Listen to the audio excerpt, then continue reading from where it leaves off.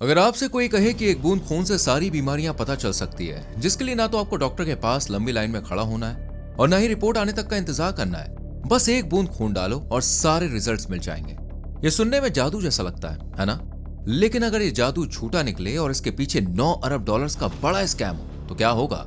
यकीनन लोगों का विश्वास उठ जाएगा। और ये कारनामा करने वाली लड़की थी एलिजाबेथ होम्स, जिसने सिलिकॉन वैली में थेरानोस नाम की कंपनी शुरू की और दावा किया कि उसकी तकनीक खून की कुछ बूंदों से सैकड़ों बीमारियों का पता लगा सकती है, जिससे वो अरबपति बन गई। लेकिन बाद में पता चला कि उसकी मशीनें काम ही नहीं करती थी और वो इन्वेस्टर्स और मरीजों से धोखाधड़ी कर रही थी। लेकिन क्यों? कैसे एक लड़की ने 9 अरब डॉलर्स का घोटाला किया? क्यों इन्वेस्टर्स तक उसकी चाल नहीं समझ पाए? अगर आप भी जानना चाहते हैं इन सवालों के जवाब तो वीडियो में एंड तक बने रहिए। वेलकम टू क्रिपिंग टेल्स और ये डार्क स्टोरी है एलिजाबेथ होम्स की।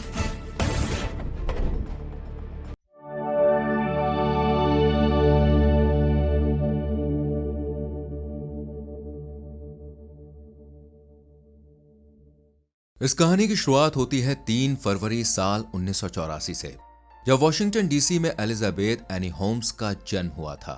उसके पिता Christian Rasmus Holmes for Enron नाम की कंपनी में वाइस प्रेसिडेंट थे, जो एक एनर्जी कंपनी थी और बाद में धोखाधड़ी घोटाले के बाद दिवालिया हो गई थी।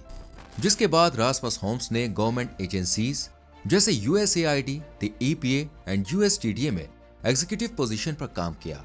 वहीं एलिजाबेथ की मां नोएल एनी कांग्रेसनल कमेटी में कर्मचारी के रूप में काम किया करती थी। साथ ही वो एलिजाबेथ की देखभाल भी करती थी, जिसे बचपन से ही कंप्यूटर प्रोग्रामिंग में इंटरेस्ट था और पेरेंट्स भी इस बात को अच्छी तरह से जानते थे। इसलिए उन्होंने अपनी बेटी को अच्छी एजुकेशन दिलाने के लिए उसका ह्यूस्टन के सेंट जॉन स्कूल में एडमिशन करा दिया, जहां से एलिजाबेथ ने हाई स्कूल की पढ़ाई पूरी की और हाई स्कूल के दौरान उसका इंटरेस्ट कंप्यूटर प्रोग्रामिंग में और ज्यादा बढ़ गया।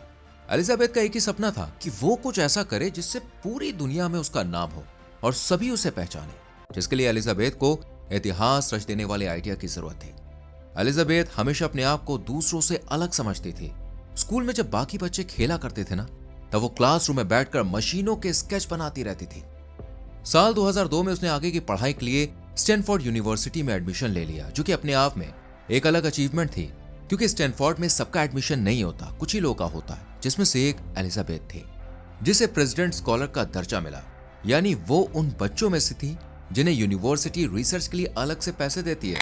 बस यहीं से एलिजाबेथ के लेजेंड बनने की कहानी शुरू हुई। उसने केमिकल इंजीनियरिंग की पढ़ाई की और स्कूल ऑफ इंजीनियरिंग में as a student researcher and laboratory assistant काम किया। इस दौरान एलिजाबेथ ने खून के सैंपल, सिरिंज और मेडिकल टेक की दुनिया से दोस्ती कर ली। लेकिन वो सिर्फ साइंटिस्ट नहीं बनना चाहती थी, बल्कि वो इन्वेंटर, एंटरप्रेन्योर बनने का सपना देख रही थी, ताकि वो भी Steve Jobs, Elon Musk, Bill Gates जैसी नामचीन हस्तियों की तरह अपनी एक अलग पहचान बना सके और उसका नाम फोर्ब्स की लिस्ट में दर्ज हो। बचपन से ही एलिजाबेथ ने सोच लिया था कि वो एक बिलियनियर एंटरप्रेन्योर बनेगी, जिसके लिए डिग्री सिर्फ पहला कदम थी, जबकि मंजिल कुछ और थी।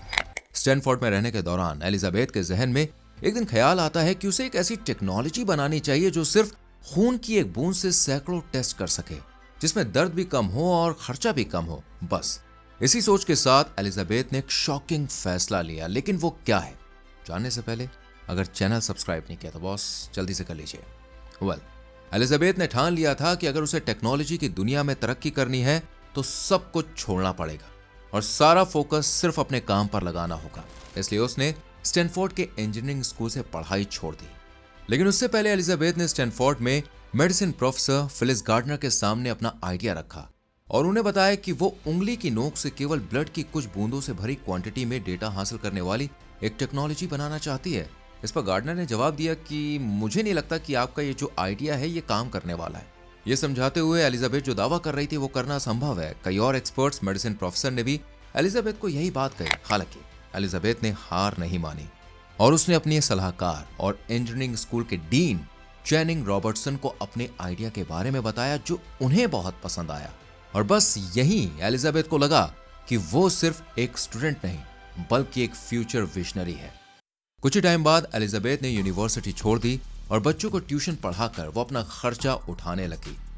इसी दौरान एलिजाबेथ ने अपने आप को काफी चेंज किया। उसने अपनी आवाज को डीप और कंट्रोल्ड बनाया काफी अच्छा, जो आम महिलाओं की तरह बिल्कुल भी नहीं थी। When you work to change things, first they think you're crazy, then they fight you, and then all of a sudden you change the world. हालांकि बाद में सामने आया कि ये आवाज बनावटी थी, जबकि एलिजाबेथ की नेचुरल वॉइस तो बहुत पतली थी। साथ ही उसने जानबूझकर स्टीव जॉब्स के जैसा एक सिग्नेचर लुक अपनाया, वही काले टर्टलनेक स्वेटर पहनना, मिनिमल मेकअप और बाल को पीछे बांधना, ताकि वो खुद को एक दूरदर्शी और क्रांतिकारी नेता के रूप में प्रेजेंट कर सके, जैसे कि स्टीव जॉब्स थे, बिल्कुल उनके जैसा।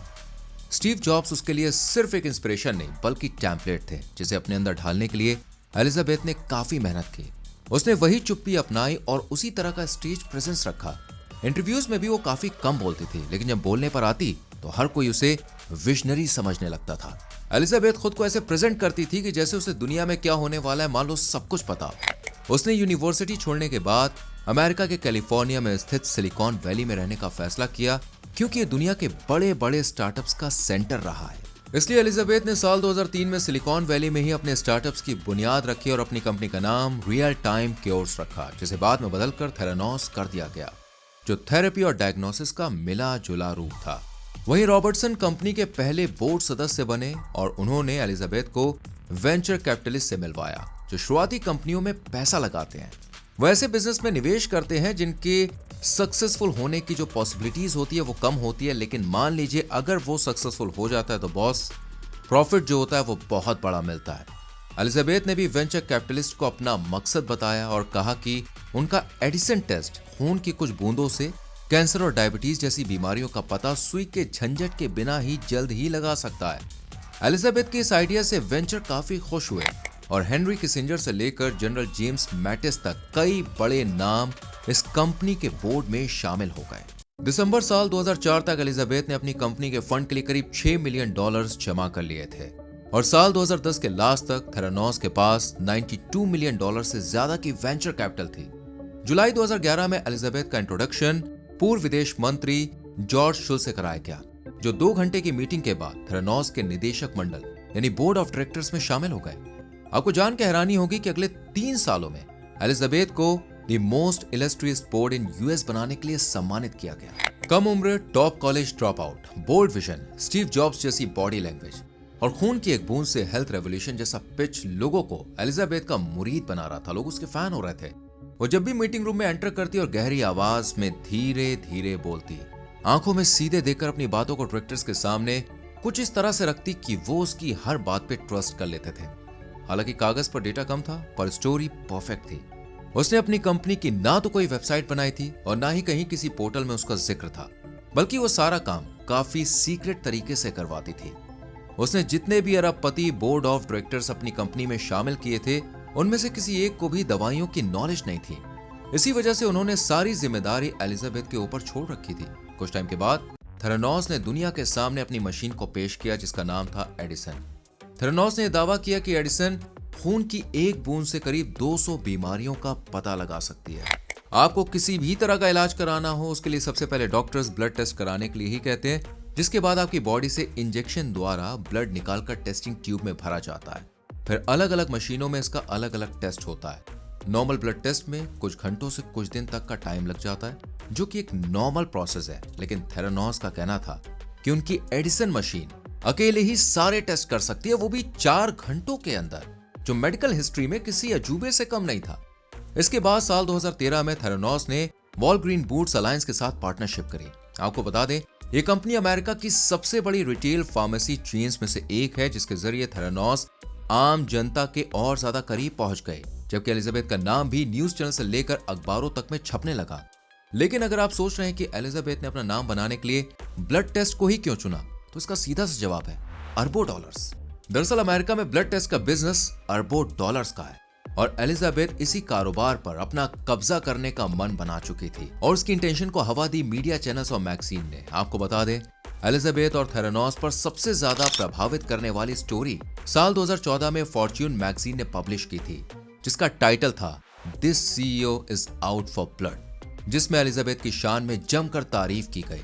साथ ही उनका डेली रूटीन भी शेयर किया गया था और यह भी लिखा था कि एलिजाबेथ हफ्ते के 7 दिन 16-16 घंटे काम करती है।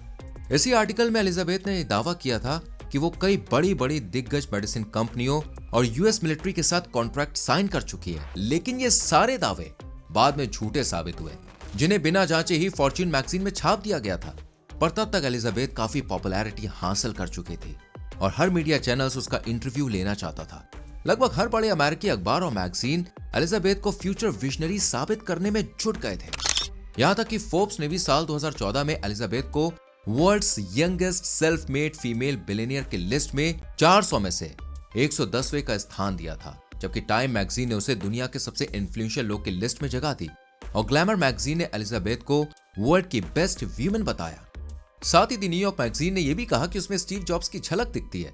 एक तरफ जहां एलिजाबेथ सुर्खियों में बनी हुई थी, तो वहीं उसकी कंपनी थेरानोस की वैल्यू भी करीब $9 बिलियन तक पहुंच गई थी। उसने वेंचर कैपिटल में $400 मिलियन से ज्यादा जुटाए थे और 2014 के लास्ट तक एलिजाबेथ के नाम 18 अमेरिकी पेटेंट और 66 विदेशी पेटेंट था, जबकि 2015 के दौरान उसने थेरानोस तकनीक का इस्तेमाल करने के लिए Cleveland clinic, capital blue cross और अमेरी हेल्थ कैरिटास के साथ समझौते किए। लेकिन कभी किसी ने उसके दावों पर सवाल नहीं किया और न ही कभी ये पूछा कि एलिजाबेथ जांच को गुप्त तरीके से क्यों रखती है, क्यों वो कभी लोगों के सामने एडिसन मशीन किस तरह काम करती है ये नहीं बताती है। पर wall street journal John Cairo अब एलिजाबेथ का पर्दाफाश करने में जुट गए थे, क्योंकि उन्हें एक मेडिकल एक्सपर्ट के द्वारा पता चला था कि एडिसन मशीन लोगों को गलत रिपोर्ट बता रही है। जी हाँ, एलिजाबेथ ने जिस मशीन को मेडिकल इतिहास की सबसे बड़ी अचीवमेंट बताया था, वो जांच ही नहीं कर पा रही थी और बार बार खराब हो जाती थी, क्योंकि इतनी छोटी बूंद से सही रिजल्ट मिलना बहुत मुश्किल था। इसलिए मशीन कभी कोलेस्ट्रॉल गलत तो कभी डायबिटीज और कैंसर तक के गलत इंडिकेशंस दे देती थी।